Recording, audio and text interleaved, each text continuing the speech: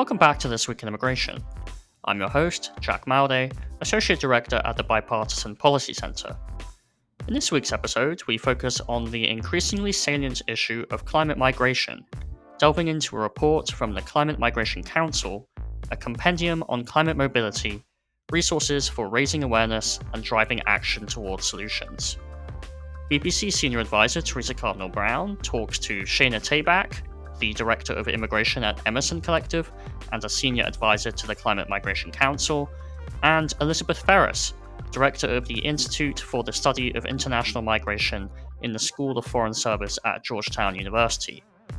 We cover the issue of climate migration, the work of the Climate Migration Council, and the solutions needed.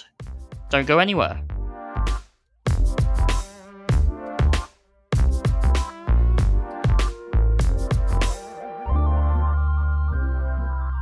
And welcome back. I am very happy to join you on the podcast today with some special guests. We're going to talk about climate change and migration today. So, as we know, as the effects of climate change intensify, more and more people are having to make the choice to leave their homes or try to adapt and stay in place. This could be due to rising sea levels, extreme weather events, or environmental degradation that affects their housing, ability to make a living, especially for those in agriculture, and their quality of life. This isn't just an environmental issue, it's a humanitarian and geopolitical challenge with wide-reaching consequences for communities, nations, and international policy.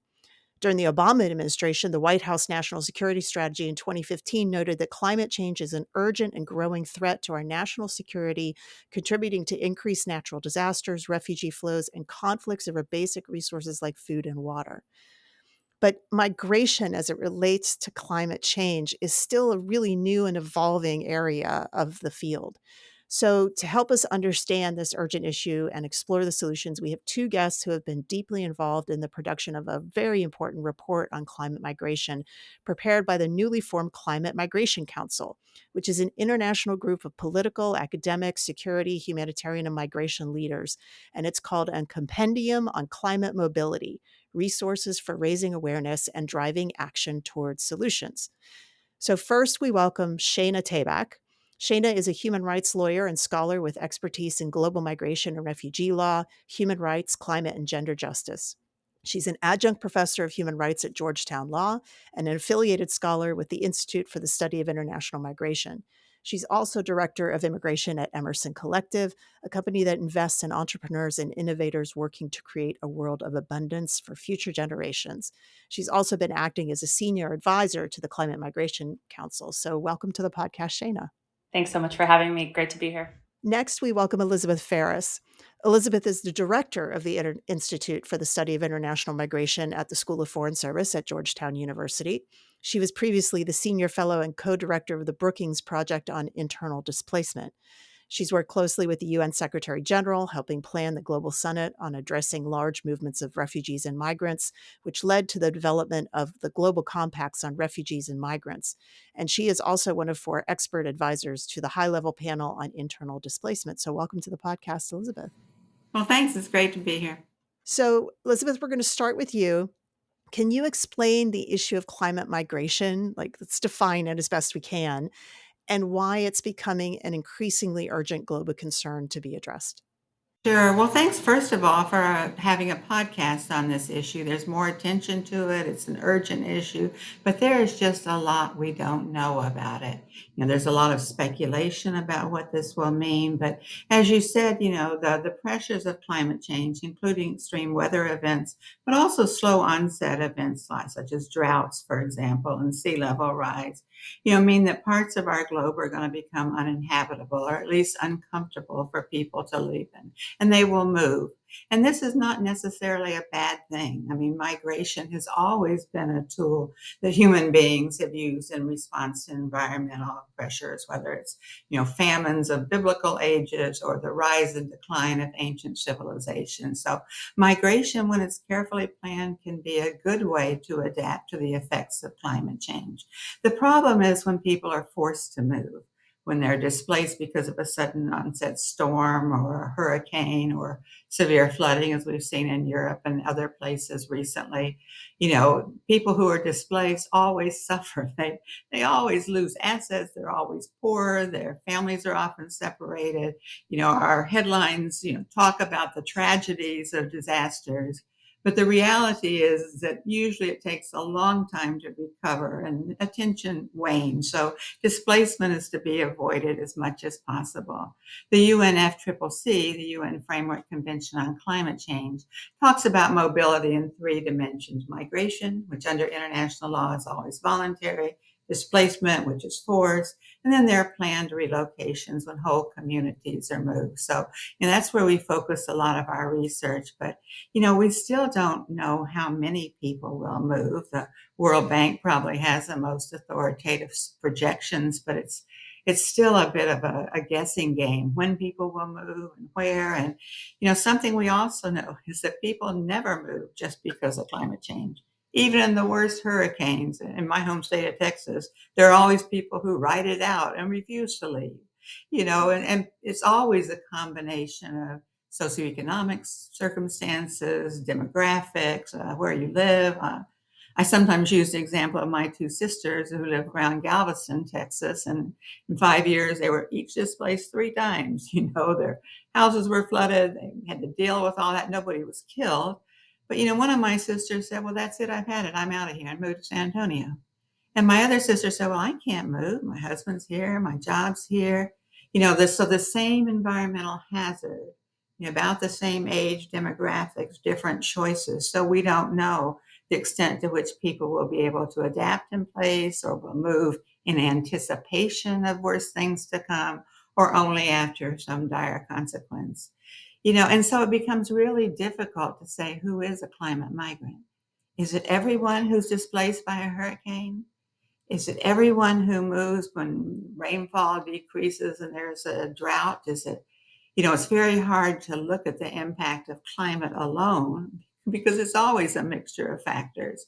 So that makes it particularly hard for policymakers. And maybe we'll talk about some of those problems with policy later. But finally, all of the evidence suggests that most people will move internally within the borders of their own country. In the World Bank, the African Climate Mobility Initiative, people will move internally. And so, it's probably less of an immigration issue than it is an issue of governance and local community response and so forth. So it's a wonderful subject to be digging into, but I encourage your listeners to, be skeptical of simplistic claims of millions of people turning up on our borders. It's probably not going to happen, but the challenges are definitely there. Yeah, well, there's one thing our listeners, I hope, have taken away from this podcast over the years is it's always more complicated than you think.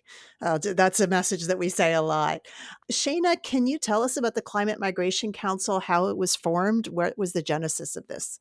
Yeah, absolutely. So the Climate Migration Council is a group of global leaders, academics, activists, former heads of state, mayors, national security experts, and all of who really share a commitment to putting people and the human experience at the center of climate work. And the genesis for why we felt we at Emerson Collective kind of came up with this idea is that, first of all, I think we really believe that all work is climate work. And that, migration, similarly, there's always a climate angle and a climate impact within migration. And we were starting to think about, okay, look, we have on a global scale, we have, as Beth mentioned, the UNFCCC, we have the Paris Agreement, we have all these we have the Paris Agreement, which really lays out goals with regard to mitigation of climate impacts. How do we lower greenhouse gases? We have this 1.5 degree of global warming aim, even though we really lack the political will to get there. So we recognize that in the mitigation of climate space, there was kind of a global consensus. But when you look at adaptation, which is really understood as, the way that human beings on this planet will have to adapt their lives in order to survive, frankly, in a warmed planet, we don't have any sort of global consensus around what adaptation looks like. And I think the premise of the work that the Climate Migration Council is that human mobility is really affected by all aspects of adaptation. For example, food security. If people don't have food, if it's too wet or too hot or it floods too frequently for people to grow food in a reliable way, there's only a few years there before people start to move. And similarly, there are rapid onset climate impacts that affect people's choices to move. There are slow onset climate impacts that affect people's choices to move. But at the end of the day, there was a recognition, I think, that amongst the global leaders who joined the Climate Migration Council, that we really need to do more to drive a consensus, to drive action, and to create frameworks to support the people on this planet, which is really all of us, quite frankly, who are going to be impacted by climate and whose habitability is affected by the way in which climate is reshaping the places that we live in. Yeah. So Shana, you talked a little bit about this, but so this report that I mentioned has a kind of framework for the way that countries, leaders, people who are engaging in this whole issue area can look at the issues and think about the solutions. How did the council develop this framework? And I understand there are 5 pillars of recommendations outlined in it. Can you just go through those for us? Yeah, definitely. So the council, as I mentioned, we really benefit from a group of deep expertise in a variety of sectors, which I think is really a critical piece of the kind of climate migration puzzle. And I think in thinking about how to drive policy solutions, what we wanted to do was to lay out a really comprehensive framework and set of sort of intersecting actions that we hope that global policy leaders can take. And because, Beth was mentioning that there are multiple people who fall into what I would call the continuum of human mobility, meaning people who are on the move willingly, people who are forced across borders, people who can't move, and people who are part of a planned relocation. So all those people are affected by climate mobility. And so because climate mobility entails such a wide variety of people who are impacted by the phenomenon, so too must any sort of frameworks for policy solutions really think about a broad cross-section of solutions. And what I would say most importantly was the recognition that while we are called the Climate Migration Council, we are just as committed to helping people move as we are to helping people stay. Mm-hmm. And the compendium in its 5 pillars really attempts to address both of those 2 buckets. How do we help people safely move in the context of climate? And how do we help people safely stay? So these 5 pillars seek to kind of provide a little bit more nuance to those 2 big categories I just mentioned of stay or go. But so the first is that we need to scale up the prevention of displacement. This is, I think, a key issue is that when we talk about climate change, people are often quick to respond from a humanitarian perspective. Look, there's been a hurricane. People have been pushed out of their homes. There's earthquake. Excuse me. I should not give that as an example because that's not a climate. That can't. It's a natural disaster, but it is a natural disaster, not climate related. Yeah.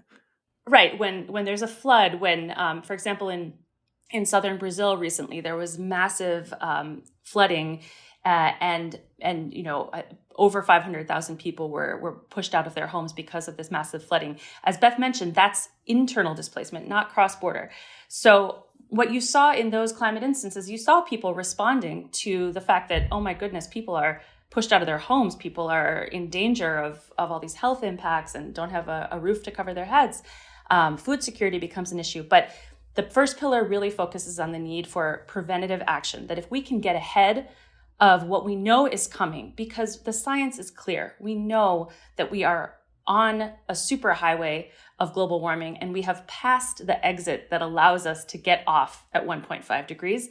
We are going to see increased climate impacts. We are going to see increased movement.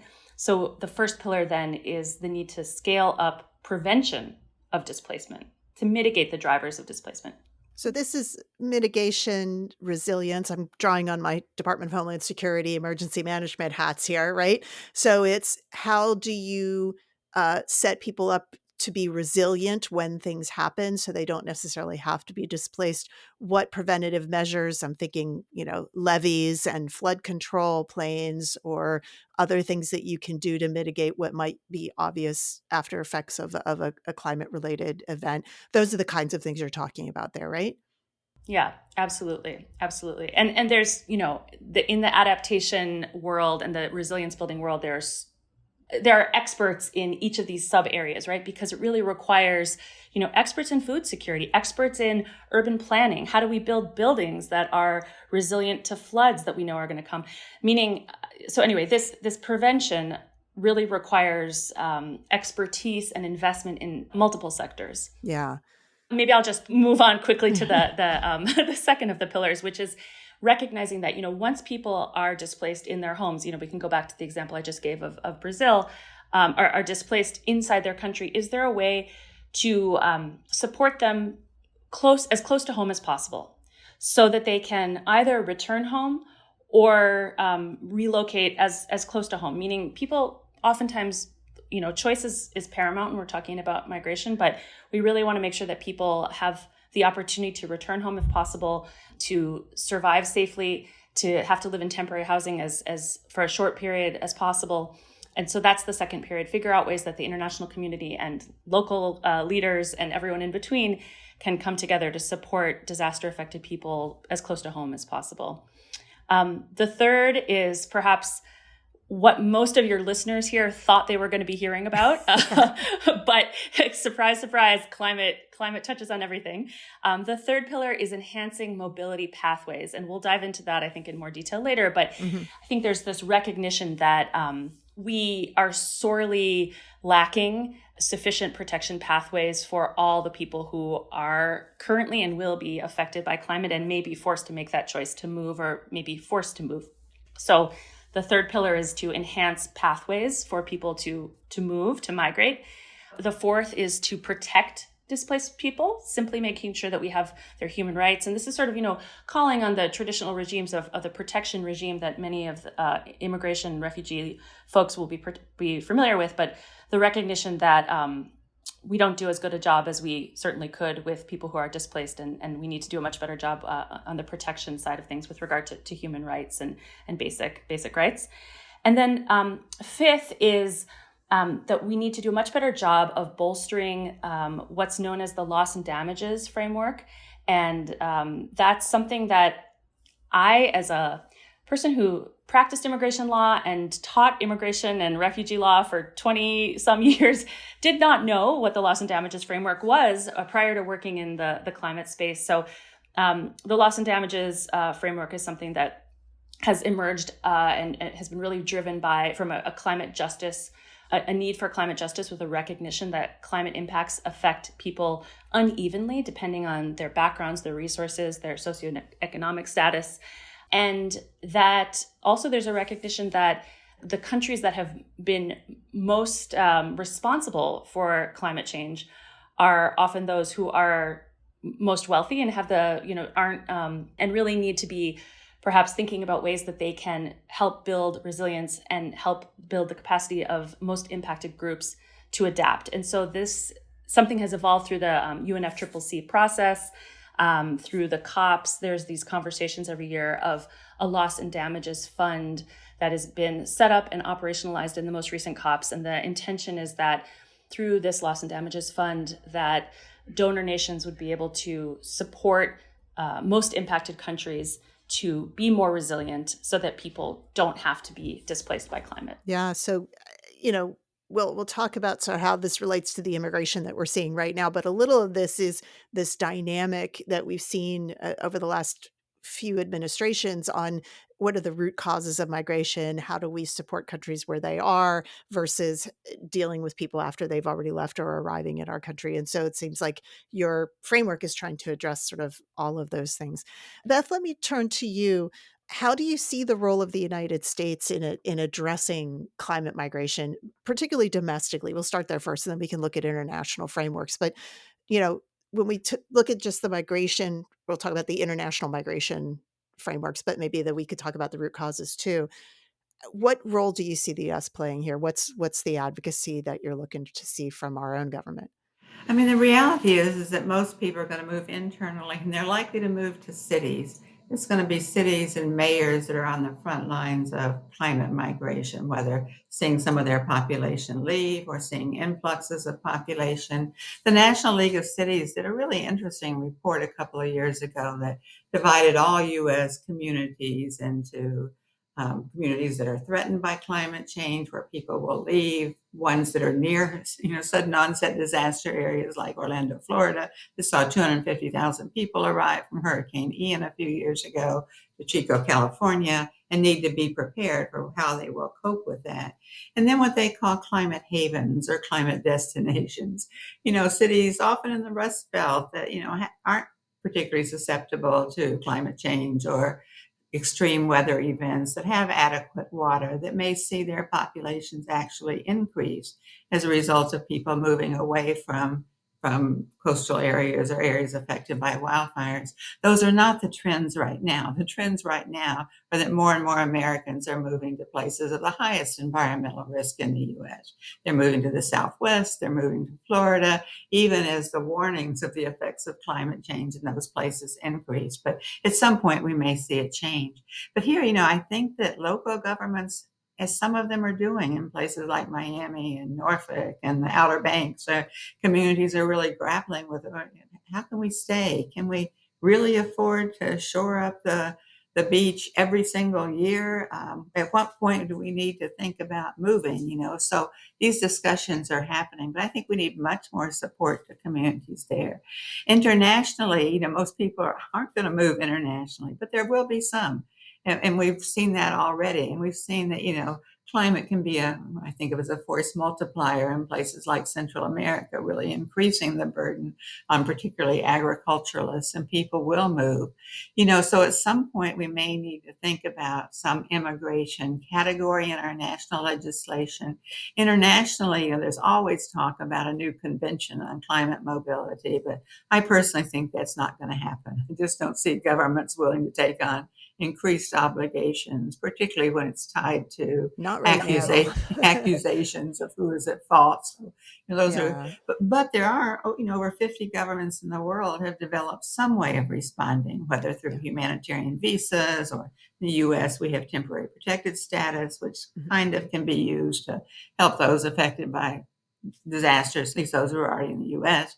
But governments are trying to figure things out, and I think they're going to start learning from each other and saying, "Hey, Brazil's humanitarian visa, it wouldn't be so hard to implement." And Argentina has a new humanitarian visa for those displaced by the Central American hurricane. So I think we're going to see a hodgepodge of initiatives, and at some point, maybe there will be a consensus on the way forward on this issue. But domestically, it's going to be local governments, state governments, even more than national governments, that are going to play a leading role in this. And then we've got to deal with some of the immigration consequences as well. Yeah.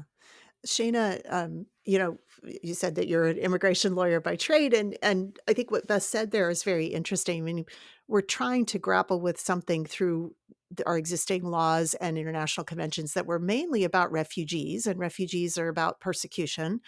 Climate change isn't about persecution, but it can be, as I think Beth said, maybe one of those exacerbating factors, right? There's already a lot of countries where the governance is difficult, where they may not be protecting their people, where they don't have the ability to provide them with resilience or the means to stay when these things happen. So what do you see as sort of the future on the international side of mechanisms to address when people are moving? And what role might the U.S. play in supporting some of those international mechanisms? Yeah, I mean, as you mentioned, I think, oftentimes people are very interested and aware of the protection needs. And so they go to this question of, well, what do we have? And can we use that to protect people who are impacted by climate? And so the obvious and only real hard law option that we have, of course, is the Refugee Convention. And I think we've seen, in countries that receive refugees typically, the ways in which that tool has been, because it's really the only thing that we left because of our failure in so many different countries to pass broader comprehensive immigration reform. That's really kind of what people are trying to use in order to shoehorn people into those protections. So while there are situations in which a person who feels climate impacts, and that is part of what accelerates their cross-border fleeing and has all the 5 elements of what is required for an asylum claim, I don't see the Refugee Convention as really where we need to really be emphasizing when we're thinking about how we're going to protect people who are displaced by climate. You mentioned there's no category for climate displaced people within the Refugee Convention. And if we think about the numbers of people who are going to be on the move in the context of climate, the way I like to think about it is, you've got a whole pie, which is like all the people who are going to be displaced and on the move in the context of climate, because we don't know what the numbers look like. Any precision on those numbers is imaginary.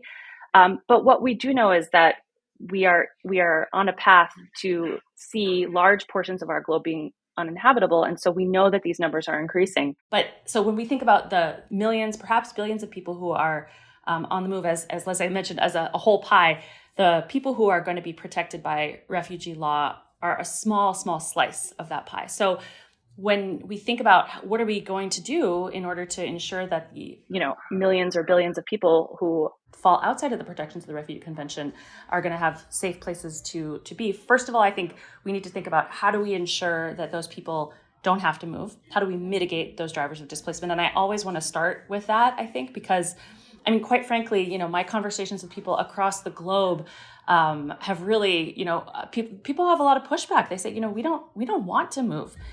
Leaders of small island nations where the sea level is rising and they are seeing their livelihood and historical connection to the land, being jeopardized. They really don't want to move.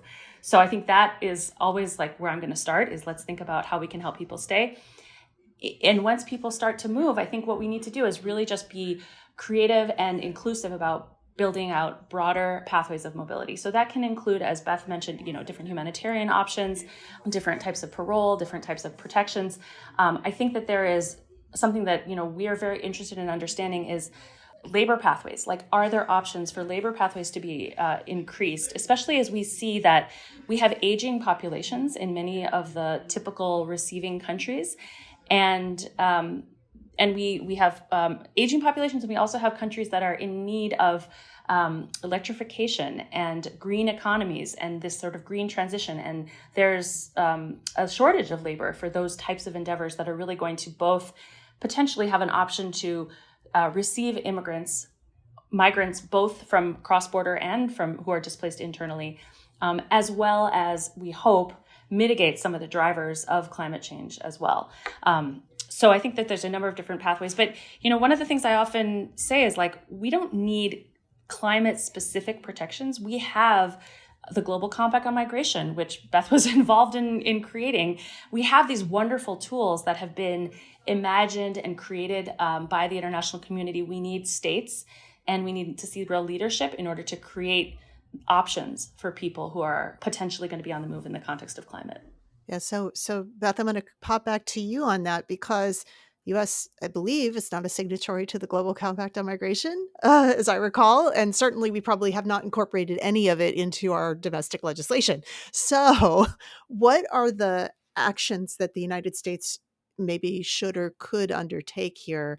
We talked a lot on this podcast about labor migration pathways, the things that Shana has been saying about what our economy might need. Obviously we've seen the Biden administration try to use extensively the existing authorities such as parole or temporary protected status. Of course, that's being litigated also. Congress is the one that really needs to solve this, I assume. So what kinds of things is the council looking at for the U.S. government in particular to legislate on here? First of all, let me say that the Biden administration has endorsed the Global Compact on Migration. It didn't participate in drafting it, but finally they have. But that is a non-binding document. I think the possibility for anything binding is really is really very slight. But in terms of what the U.S. could and should do, the pieces of legislation have been introduced in Congress, particularly on climate migration, but they get bogged down in defining who is a climate migrant. Again, is it everybody who comes after a hurricane, and how do you suss that out? I would really like to see some serious work put into the question of defining who we mean by climate migrant. This is not just a trivial technical issue. It's really fundamental to any kind of legislation. Some other governments are considering how to include environmental factors in their decisions on both immigration and on asylum. Can we look at environmental threats as constituting grounds for not deporting people, non-refoulement? And the UN Human Rights Committee has issued some important rulings in that regard. So, we could, take little baby steps toward working on this issue by seeing how we can use existing law to include those who are particularly vulnerable. But, right now, as Shana said, people who move for environmental reasons are not refugees under the convention. Now, UNHCR has issued some helpful guidance. There are a few little places there, if you're an environmental defender or if you're discriminated against on one of the 5 protected grounds and assistance afterwards, maybe you've got some claim, but those are pretty limited.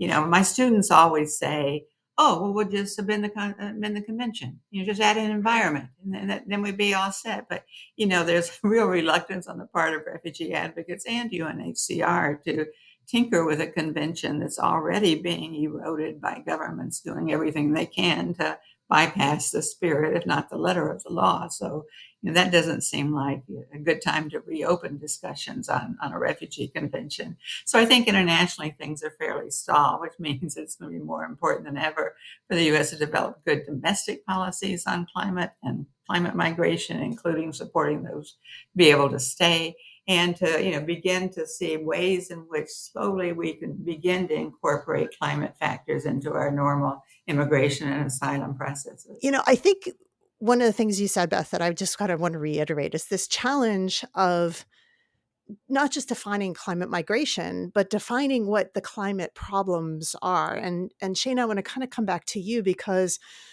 you talked about the 5 pillars, and it's not just about protecting people who are on the move, but preventing them from having to move. This is not just about the immigration agencies in the U.S. government, right? This is kind of got to look across a lot of different agencies and entities and policy spheres. Can you talk a little bit about broadly what governments should be looking to do, how they should coordinate on these? Yeah, absolutely. I think that's one of the top challenges. As we mentioned before, people who are impacted by climate, it's such an intersectional issue. Even if you just focus on the United States and people who are displaced by climate within the United States, you're talking about, you're not even thinking about immigration cross-border. You're thinking about, local leaders who need to coordinate with FEMA, who need to coordinate with scientists who are creating early warning systems. We need to think about it's just so many different ways to protect people's rights in the context of climate mobility. So I think one of the most important things that we are really hoping to drive through the Climate Migration Council is to strengthen leadership on climate migration, such that in the United States in particular, we might see a dedicated office in the White House to accelerate action on this topic, to coordinate stakeholders and kind of to own those processes and ensure that there is that some sort of connecting of those different silos across the federal government in particular, but also at a subnational level. So that, I think, is one thing that we'd love to see. And I think, from when you're thinking about from a cross-border perspective as well, another really important ask where I think the United States could show increased climate leadership is to really adopt an approach to foreign aid, to development, to humanitarian aid that is very cognizant of the ways in which the climate crisis impacts where people can live, and incorporates a real understanding of climate change and migration, that it prioritizes adaptation, resilience building, and really that is about unlocking funding so that people can be more climate resilient. And I just, I again raise this issue of climate justice, and I think that's so important.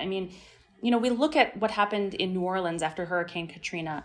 I think that, is one of the moments where we really saw climate justice and climate migration, these trends happening in a very acute way, in that people in the context of Katrina who had financial resources, who had government support, who had good home insurance policies, some of those people were able to return home.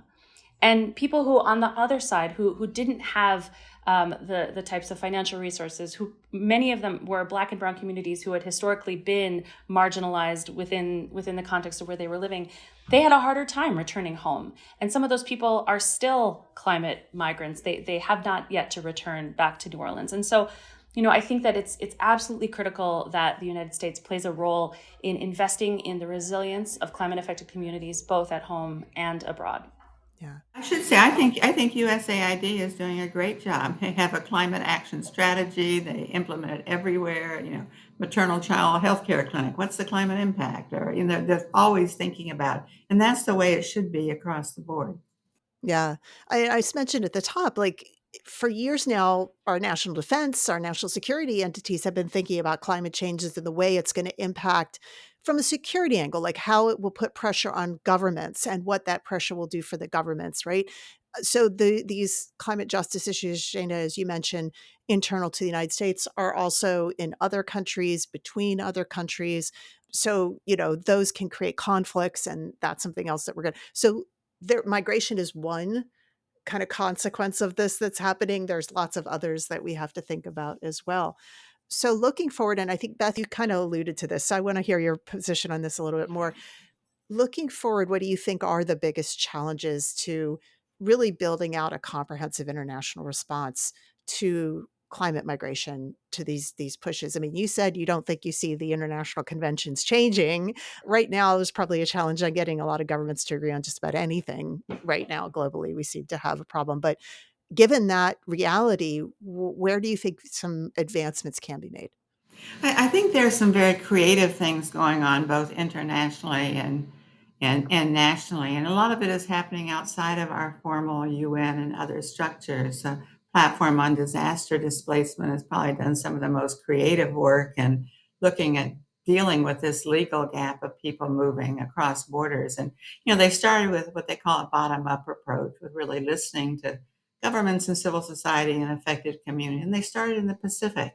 They went to Pacific Islanders, what are the issues? And they went to Southern Africa and really built up from there in a way that's involved governments in ways that aren't threatening. They're less saying you should do this because you're emitting X amount of gas emissions, and rather saying, you're going to have a problem here. Here's some ways that maybe we can begin to think a little differently. So I think we're seeing some of these more flexible, almost coalitions of the willing, governments that are willing to do something, that are beginning to take action. I think we need to really maybe get away from the notion of people moving just because of climate change. When you think about Central Americans moving to the US, for example, all of the research shows that their number one reason they give is economic. They don't immediately say it's because of climate change. And yet when you begin to push a little further, well, the crops fail. Well, why did the crops fail? Because it was drought. Well, the rains didn't come. Well, it's been going on for years. And then you begin to see that climate, is in there, but it's Sort of not the top of slow-moving mind. disasters you were talking Right. about, the dry corridor in Guatemala, for example. Exactly. We saw an increase in migration, but really looking at that relationship and being prepared for it, and taking some of those adaptation measures. We did a really interesting study with Mercy Corps a couple of years ago in Central America, where we looked at the relationship between disasters and remittances. Anytime there's a sudden onset disaster, migrants send money back home. And we began to ask, is there any way they could send money before? To help people move safely or to protect themselves, and we worked with the remittance companies who were very willing to help, waiving their fees for money that comes in, 2 days before the hurricane hits. And, so I think there are some creative things that can be done in that direction as well, with using the diaspora to support people back home, either to stay at home or to move safely. So, what are the next steps for the Climate Migration Council itself? You've pulled together these, a couple dozen, I think, leaders from all over the place, lots of different aspects of civil society and government. As I mentioned, academia.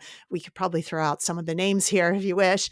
But what do you see the next role for these leaders? They're already leaders. Obviously, they've signed on to this document. But what's next for them? Yeah, exactly. Well, it's funny that you mentioned the intersection of security and migration and climate, because actually that is we're hoping to put out a policy paper on that very topic in the coming weeks. The essential core message there is that we need to understand the climate crisis as the security challenge rather than people who are displaced by the climate crisis. And so I think we're trying to build out opportunities for the Climate Migration Council to really, uplift these messages with regard to putting people at the center of climate change. With regard to the compendium, what we did when we created that is we wanted it to be kind of a menu of options for people from very diverse audiences. So what we hope is that people who are speechwriters for a U.S. senator, or a speechwriter or a chief of staff for the head of a multinational corporation will go to that resource, the compendium, and find what is applicable to their constituency, to their area of influence. And our hope then is that with the set of recommendations in the compendium, both members of the CMC, but also stakeholders across the globe are going to be able to pick up those recommendations and actualize them. And that way, as I mentioned, it's a really multidisciplinary set of recommendations. And in order to reach people, in all of those different phases of climate migration, we're going to need to be thinking about all of the different ways in which we can kind of intersect with people's journeys as they think about whether to move in the context of climate, whether they've already moved, whether they're trying to go home, or whether they're in need of protection while they're on the move. So we're really eager for Climate Migration Council members and any stakeholder who is thinking about how climate affects their lives to pick up the compendium and figure out how to engage with it in a cognizable way. Yeah, I can add, I think as a member, I wasn't involved in drafting the compendium, but I think its biggest value is just bringing all the facts together and to raise awareness. So many people don't know about it or have real misconceptions about what it is. And I think the real value of the council is having all these, a lot of high-level people and people in positions of power say, hey, this is a real issue. We ought to start doing something. Maybe not necessarily drafting the legislation, but, using their contacts to say, what are you doing about climate migration? Have you thought about it? Well, here's some fairly authoritative information on what we know so far about climate migration. So I think raising awareness is not a trivial endeavor. Yeah, it's important. And I appreciate the context that you're putting on it, which is it's not all about migration. It's sometimes about not migrating. It's about, dealing with the effects before people have to migrate. And I think that's something that, regardless of where you stand politically, you can kind of understand why that could be helpful. I will say, if you're looking for more information, you can go to climatemigrationcouncil.org. That's where you can find the list of very impressive names from all over the world. They're attached to the Climate Migration Council and the compendium. Beth and Shana, thank you so much for joining us on This Week in Immigration. We really appreciate you talking to us about this week. Thanks for the opportunity. It's great to be here. Thank you.